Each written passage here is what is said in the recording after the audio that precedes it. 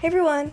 So a couple weeks back we dog sat an adorable beagle named Biscuit for our friends, and during his short stay with us, I was inspired to make him a dog toy. I was cooking lunch or something like that for myself, and I heard him walk up behind me and I saw this in his mouth.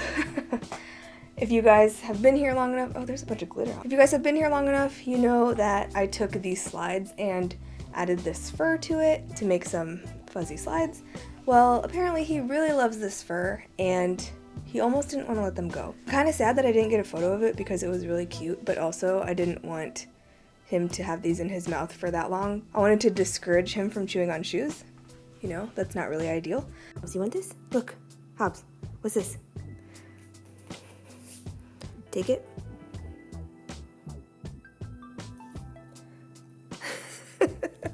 But I have a bunch of this fabric left over, so I decided that I would just whip him up a little toy. So that's what I'm going to show you guys how to do today. So let's get started. For this, I used leftover fur fabric, some stuffing, pins, scissors, and a sewing machine. You could also hand sew this if you wanted. I didn't really use any measurements, so I'll try to guesstimate how big it was. Of course, you can size this up or down depending on the size of your dog. Or cat, because really, this could be a pretty decent cat toy too. I cut a piece that was about 12 inches long by, I'd say 7 inches. And a tip about cutting faux fur, try to only cut the base fabric and not the actual fur. This will help from getting stray bits of fur everywhere. Then I cut a smaller piece, about 4 by 4 inches. I folded the smaller piece, right sides together, and pinned it. Then sewed around 3 edges. When I sewed it, I curved the bottom seams to give it more of a tail shape. And then I flipped it right side out. I took the big piece and laid the tail on one side, like so, lining up the unfinished edge with the edge of the big piece.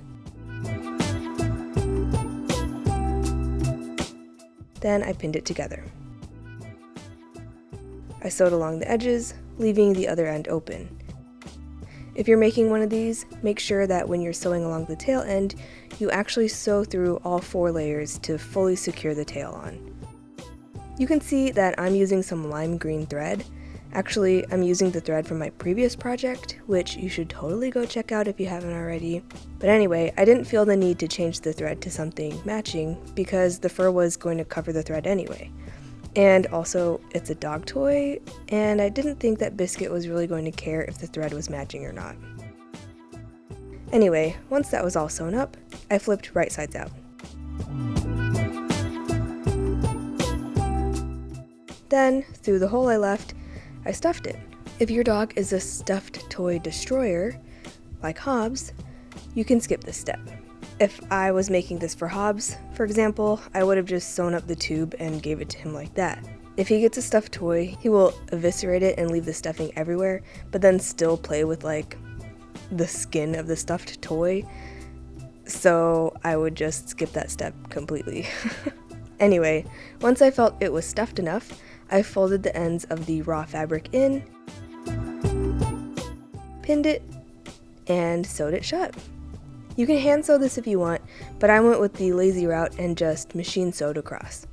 Again, the fur was going to be hiding the thread anyway, so I figured I could just get away with that. I cut back any thread that was sticking out, and then it was ready for the pup.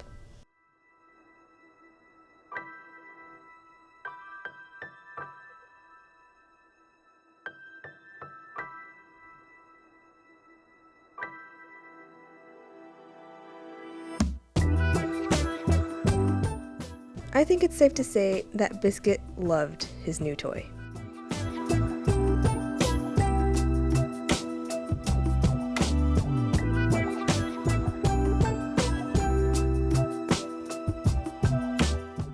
hope you guys enjoyed this video as much as Biscuit seems to love his new toy. If you did, please leave a like, subscribe, hit that notification bell, all of that good stuff. If you are interested in following me on any of my social media, the links to those will be down below. If you have any questions or suggestions for future videos, please leave a comment down below, and I'll see you next week. Thank you so much to my patrons for helping me produce this video. If you like my videos and have learned something from them, please consider supporting me on Patreon to help me continue to make them. It's totally optional, I'll still be making videos either way, it just helps me be able to put out better stuff. A link will be down below, or you can just click up here in the corner.